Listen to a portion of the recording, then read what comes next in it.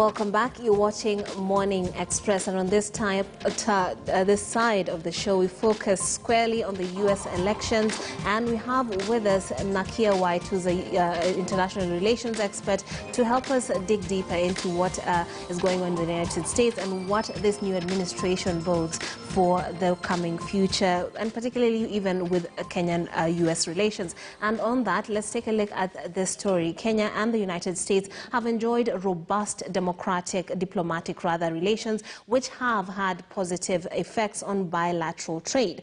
And with President Joe Biden now at the helm, how do these two countries plan on maintaining and improving their relations to boost trade? KTN's Brian George paints a picture of what the U.S.'s 46th presidency means to the two countries business-wise. Congratulations. As the United States' next powerful man took oath of office, Kenyans couldn't help but ask, what is in store for them? U.S. investment in Kenya's economy and institutions traces back more than 50 years, as Kenya and the United States have been strategic partners since Kenya's independence in 1963 and cooperate closely on economic and security issues. Since March alone, the U.S. government has given 450 million shillings to combat COVID-19 in Kenya and 1.9 billion shillings to Kenya, Ethiopia and Somalia to fight East Africa's worst outbreak of desert locusts in decades. On October 30th, 2018, Kenya launched a historic inaugural direct flight to New York from Nairobi. Perhaps the 15-hour New York direct flight explains why the U.S. was Kenya's biggest tourism customer source market, streaming in 245,437 tourists in 2019 alone. That said, though, the U.S. has equally dealt Kenya's tourism economy significant blows, with several travel advisories issued, the recent being on October 19, 2020. In the same October 2020, the U.S. government, through USAID's Kenya Investment Mechanism, Power Africa, the World Bank Group and other partners, provided an opportunity for beneficial collaboration between Kenyan and American pension funds and other institutional investments. The United States has also been supporting Kenya on its security, peace building and conflict management priorities.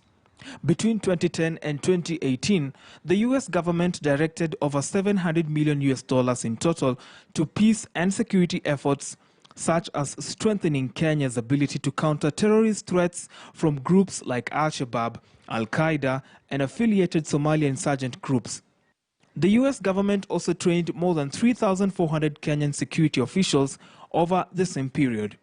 With this background in mind, it is the hope of every Kenyan that the cordial relationship that the two countries enjoy will be upheld for posterity. Brian George, Otieno, KTN News. Thank you for joining us, Nakia. Now, just to jump straight into it, based on that story by Brian George, what, in your view, is going to be the next frontier of Kenya-U.S. elections given a Biden administration?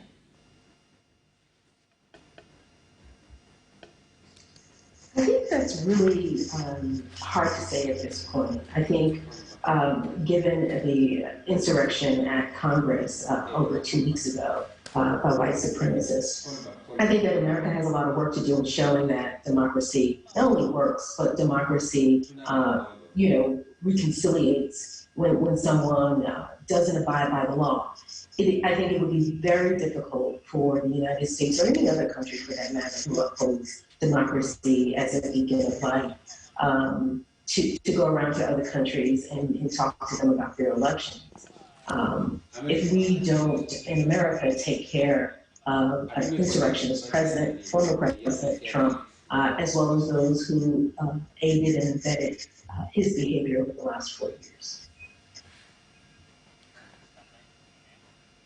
Right, and moving on from that, let's talk about the recent events in the United States. And of course, just this morning, or rather, whatever time it is in the United States, but this morning, I've just seen a press review, one of, I'm sure, one of the many to come, whereby they have announced a raft of executive decisions that have been made already by President Joe Biden. And one of those, let's just start off with what is more familiar with the difficulties that the entire world has faced, the coronavirus. There's going to be a 100-day mask mandate challenge. What do you make of that and his resolve, and what and even your view of his efficacy in dealing with the coronavirus, given that what some have said and perceived as failure from Donald Trump in handling that disease?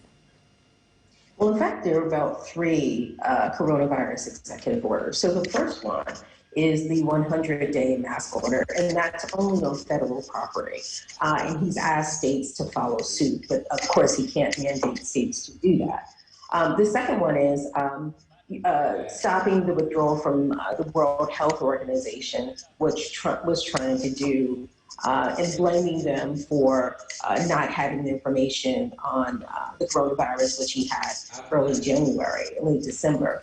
And the third one is he created a position for COVID-19 response coordinator. So there are, in fact, 3 executive orders, his first 3 executive orders, in fact, all surrounded around coronavirus. So obviously, based on that, we know that there's some urgency to get it under control. 400,000 people plus have died in the United States, making it one of the highest death rates in the country. And in April, my father was also a victim of the coronavirus. He passed away, unfortunately, and that was at a time when Trump was denying that coronavirus was an issue at all, and did not mandate wearing masks and said it would go away. So a lot of Americans believe that, and my father happened to be one of them. Okay, and also when it comes to the messaging, when Trump, even in his last address, called it the China virus, what differences do you expect to see with Joe Biden and his approach towards this one? Because he seemed to be trying to rally people against this common enemy. What do you make of that, and how will it help in dealing with it? Well, let's deal with some facts here. I mean, and this is not an opinion. The fact is that Trump was a divisive head of state. He lacked a level of civility to even bring the simplest of issues to bear. Right. So I think the difference between Donald Trump and Biden are incredibly clear. And you have a president who has had over 50 years of government experience, who understands, who's gone through the civil rights movement, who has made a number of mistakes. And I think now he's really going to try to make up for those mistakes. So the difference that you'll see is just human decency, compassion, yes, and just civility.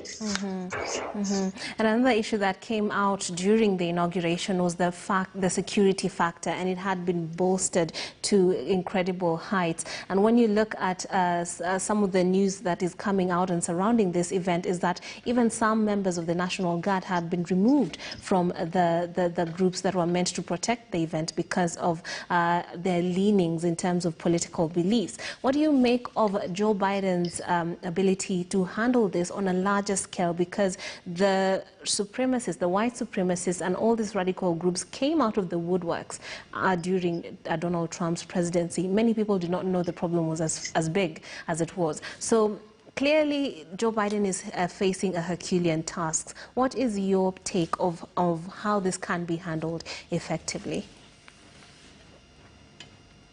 Well, let's be clear, and just a small history lesson, that the white radicals and the white supremacists and the domestic terrorists, the terrorists on American soil, that we saw on January the 6th did not come out of the woodworks. We're talking about the United States of America initially was a slave state, it was a slave country. Yes. And so many of those thugs that you saw had a long history of being thugs, and that is coming out of chasing part of the white insurrectionist movement came out of chasing slaves and returning them back to their owners. That group or bandit of white men then became the U.S. police. Yes, but Nakia, these used to seem like undercurrents, but during the Donald Trump administration, they were emboldened by it, and they were more outright with their push for whatever their agendas are. And now we're having a president who will have to dig in and figure out how to handle them, because them existing even behind the curtains for however long is a problem in itself that can never be ignored. So then he needs to change tact. Don't you agree? Well, I think he's already changing tact. Okay. In terms of that, but again, in terms of, I just want to bring this point home. Yeah. In terms of the white supremacists, they were never quiet. They were always there. Okay. We saw them over the last couple of years in terms of just protests around Black Lives Matter. So I think what Trump was able to do was drive a truck full of bombs into a tinderbox. So and like you said, like you mentioned, embolden them. Yeah. I think Biden understands very differently than Trump because of his level of humanity. Very different than Trump, that he is a president for all people, not a president for white people or white supremacists or only the people who are wealthy, but he is a president for everyone. And I think that is a huge difference between what we'll see with Trump and what we saw and what we saw with, or what we will see with Biden. And let me add to this, that Biden has a mandate, particularly as it relates to African Americans or Black Americans, people of color in the United States, without whom he would not have won, or VP Kamala Harris would not have won the presidential election. So I think he has a particular mandate, and I think he'll handle it very differently. In terms of reconciliation with the 75 million people who voted for him, that's going to be a real task for him to figure out. Now let's talk about immigration, and there's that wall, the Trump wall as many would call it, that right now as part of the new raft of measures that have been put in place is no longer being funded and construction shall be halted. What was your reaction to that? It's hilarious because the wall was never going to be built anyway. He just didn't have the competency to get anything done, really. So the wall was never going to get done. And it was just a reversal of something, I think, on paper, to make sure that, should the Republicans gain control of the Senate again in 2 years, it doesn't become an issue. So Biden, very rightly so, took it off the table. Okay, but this also speaks to a larger issue, and that is immigration. DACA is being revived. Could you explain to our viewers what that is and why it's important that the United States has this, according to the Biden administration? So DACA is incredibly important because many of the immigrants, or some of the immigrants who come to the United States, also brought their children. And those children, as well as their parents, were undocumented. But what DACA allowed to do under Barack Obama, under President Obama, what DACA allowed these children to do was go to school, get a Social Security card, actually be kind of counted in the United States and get the services that they need in terms of being able to go to college universities. And during Trump's administration, he reversed that. However, Biden, in one of his executive orders yesterday, right after being inaugurated, reversed that to fortify DACA. So he fortified the DACA law, and I'm really happy about that because many of my friends are in the United States. were illegal immigrants who have gone to school, have done very well, and this gives them a path to citizenship.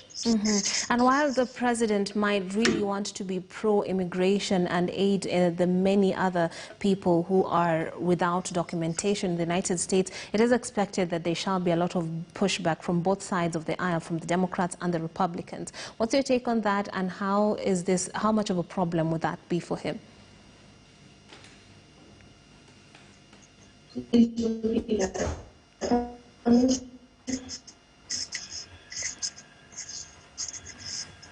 Can you get me?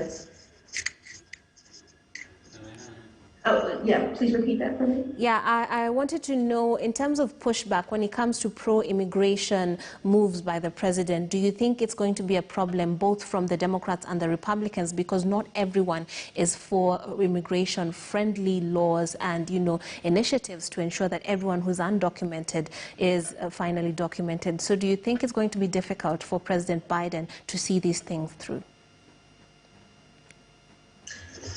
It may be. I think the most interesting thing I was reading in the Washington Post a couple of days ago, when Biden was talking about allowing immigrants to come into the country, and then you had the Republicans talk about, that being incredibly dangerous for those people to come in, right, because of what they might do to the country. And so I think that he will have a challenge in getting that through. I think that some Democrats might think that he's not liberal enough, while other Republicans might think that he's being a bit too liberal. So there might have to be some balance with that.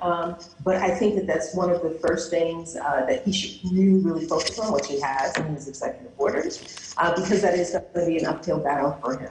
And far from that, I know these issues seem to feed into one another, because there's also the issue of racial equality, and he's been outspoken about that, and the vice president is actually a woman of color. So how do you see him approaching these matters, and will he see actual success? Because some of these things are very particularly racism.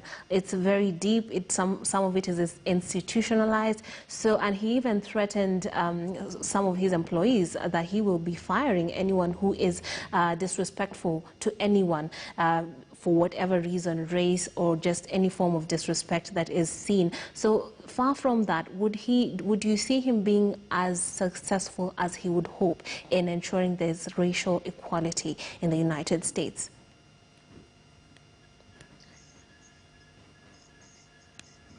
Listen, my greatest hope is that he will be successful, and that he will tackle the issues that many people of color face when it comes to education and healthcare, right, and the criminal justice system particularly. In all honesty, if he is able to have a Senate for 4 years, I think he's much more likely to have some big kind of sweeping changes. In the next 2 years, I think listen, there was a mass shooting at schools during Trump's administration, and the Republicans were fought against gun change. And many of the issues, and that's a criminal issue, yes. So I think that's going to be an uphill battle. Hopefully he can have in 2022 more senators, more Democratic senators to come into the Senate, so that some of these really sweeping, really intricate, complicated laws can be passed and start to bridge the divide. Right. And far from that, as we hope that those things shall be sorted out, let's talk about the climate agreement, the Paris climate agreement. This is one of the things that Trump did remove, just immediately he got into office, he removed the United States from, and on the contrast, we're having another president who comes in and rejoins the climate agreement. What do you make of it? Why is this important? And what will how will the U.S. being a part of it aid in fighting climate change for the rest of the world? Wow.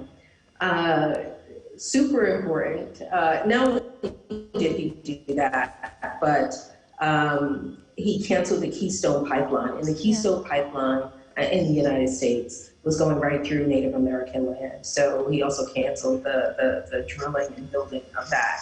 So these two big environmental pieces are important. Number one, globally for the Paris Climate Accord, it's important because it signals to the rest of the world that America is a player. America understands their role in the environment, their role in making sure that, we have a world for, the next generation and generations after that to take over. And it also signifies to our partners that, again, America is back into the fold. I think that there might be some weariness globally because, hey, you have Biden who joins, and then what if in the next 4 years you have another Republican president who goes out? So I'm sure there's some weariness around that. He's going to have to do some diplomatic work around that piece. And in terms of the Keystone Pipeline, I think that that's going to be important as well, because that not only affected the Native American land in America, but it went all the way into the sea. And so that can affect, again, how the sea is taken care of globally. So both of these things are great, and I think that they both have global effects, and I'm proud of the fact that he signed that on day one. And when you talk about that, I think that also touches on Canada, and one of the first meetings, so to speak, or rather calls he will be making will be to President Justin Trudeau. What do you think will be discussed in that, and how will that aid in U.S.-Canada relations? He'll probably start out with saying, I'm sorry. I'm sorry for the last 4 years, which would be hilarious. But I think, there were a number of issues, threats from Trump around taxation, around immigration, just a number of just unnecessary threats from the former president. So Biden making that the first call, that is a true ally of the United States, as is the UK. So re-examining those relationships, reconnecting on those relationships, I think will be important, and letting he and other people know around the world that that America is still an ally. Right, that would be a good thing, I do believe, for both those states. But let's talk about the more controversial things that diplomatic things that President Trump did. For example, his attempts to reach out to North Korea and Kim Jong-un, something that just fell by the wayside. Do you think Joe Biden has any intention of doing anything about some of the attempts that were made with regards to that, and even other nations such as Iran with regards to the nuclear deal? What do you think Joe Biden will be doing in terms of those things, the more controversial diplomatic attempts that were made, if you can even call them diplomatic? Listen, the most interesting thing is that the meeting with Trump in North Korea, several times, in fact, in the letters he talked about. Really, honestly, this is a country that has, sending off nuclear warheads to the United States. And I think that the way that Trump handled it versus Biden will handle it will be very differently. And I think, it will be much sterner in terms of how the Biden administration handles North Korea, Russia, China, with sanctions and a number of different levies that the president can pull diplomatically. But there is going to be a lot of work to do, especially, in places like Israel, in places like Iran and Palestine. There's going to be a lot of work that has to be done because, I think that the majority of that focus has been on Israel for a very long time. Well, for the last 4 years, I would say. That seems to be a lot of the diplomatic push was in that direction. But I think what you're going to see is less of a myopic look on diplomatic diplomatic focus and a broader look at how, America can start to reassert itself as a partner and ally. Absolutely, and that is one of the key things that the president has talked about, America getting back to the position where it can actually set an example for the rest of the world. How much of that will, what would it take for Joe Biden to undo the things that Donald Trump has done in terms of even when it comes to democracy and the peaceful handing over of power, something that one would imagine would be very simple for the United States. So what would it take for Joe Biden to undo some of these things? That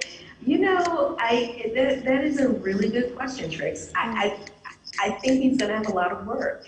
And I think what worries me the most, and I mentioned this on last night on another program, I think what worries me and worries people in his administration the most is that he doesn't really know how much work he's going to have to do. Yeah. Because it was such a choppy transition. Not having the right information to kind of get going on day one. So he knows there's a car there, but he doesn't know what's underneath the hood. And I think that's a really something that they're going to have to grapple with over the next couple of days, in the next couple of years, perhaps. So in terms of figuring out how he does everything, I'm not quite sure, because I'm not quite sure that his administration knows everything that they're up against just yet. Yeah, and far from that, let's talk about Donald Trump and I'll play devil's advocate for a minute. He did say they achieved a lot. And were it not for the coronavirus, they would have made a lot of gains in terms of the economy, creation of jobs, and obviously we do know some of the things such as coronavirus are quite bare in the reality that they didn't really work out for that presidency. What do you think he has gained as a president? What positive thing did he do for the United States, in your view?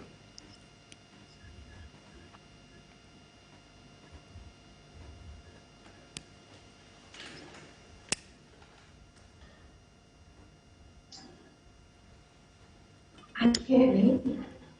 I really can't.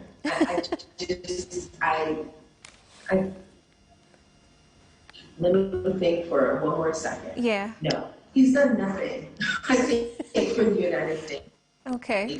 And for the people of the United States, I think he's been more self-serving than the people of the country.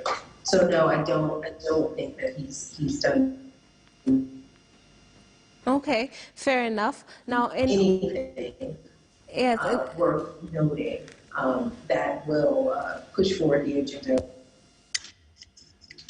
Okay, and let's not even the taxes that he's been talking about, because he said he has given the biggest, some of the largest tax breaks ever. This was fact-checked and found to be wrong, but there was some. He seems proud of the tax breaks that he has given to the American people, and he said he hopes the new administration does not increase their taxes. And if they do, then he's sorry, but he has already warned them. What do you make of that?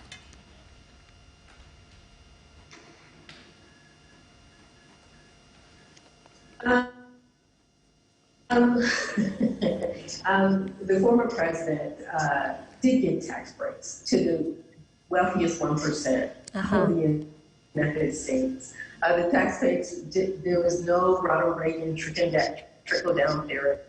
There was none of that. And that was for his friends, his wealthiest of friends. And so, listen, he's leaving the United States with billions of dollars in debt. So I'm sure that there's going to be some tax hikes, but hopefully it'll be staggered and have to pay that tax burden on, like they did during Trump's administration. And as he was giving that speech, he also mentioned that he will be back in some form. There is speculation that Ivanka Trump will be running for Senate in Florida, and also perhaps one of his sons will also be running for office. Do you think there is truth to these rumors that are swirling, and what does that mean? Does it mean that Donald Trump, even though he has probably not done well in ensuring that he comes back into leadership, he will be leading by proxy in one way or another if these relatives of his take office.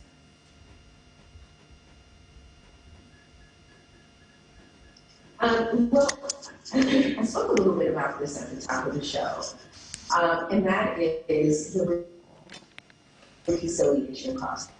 So part of having an insurrectionist president in a democratic state is that, again, we have to reconcile, and that means that he should be convicted, and hopefully if he's convicted, he won't have any access to run or ability to run in the United States of America or get any of the security benefits that former presidents traditionally get. And so we saw a couple of days ago from former head of Senate Mitch McConnell, where he had some strong words against Trump and saying that Trump incited the riot on Senate. And so that's really telling in terms of, when the Senate starts to hear the trial, whether there's conviction. Right. McConnell agrees to convict Trump because I do think McConnell wants to purge him from the Republican Party. Then you might see a real change in that. A real change in terms of Trump's rhetoric around coming back, because more than likely he'll be behind bars.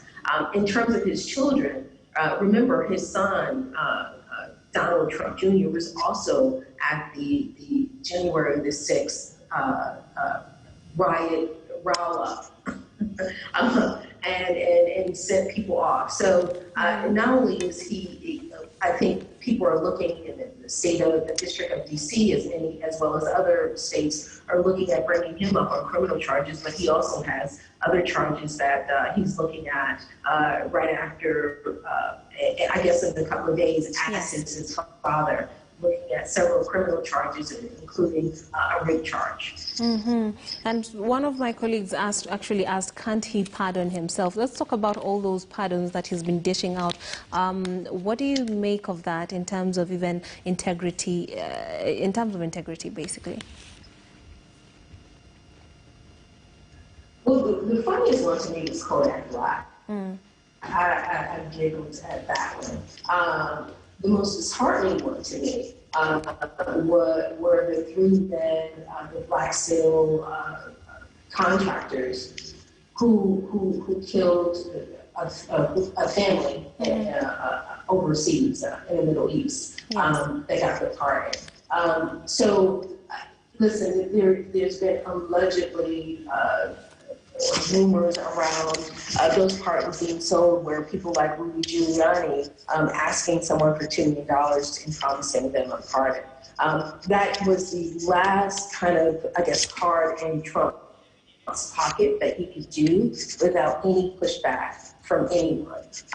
He did not need Senate approval. He did not need Congress's approval to do any of that. So I think that there'll be questions about that. And I think that you'll see perhaps a House trial or a House investigation around the pardons and what they meant. And remember, some of these people who were pardoned, they were pardoned for federal charges. That's all a pardon does. But these same people can still, like Michael Flynn, even though he's pardoned on federal charges, he can still be brought up on state charges, and he can also still be court-martialed.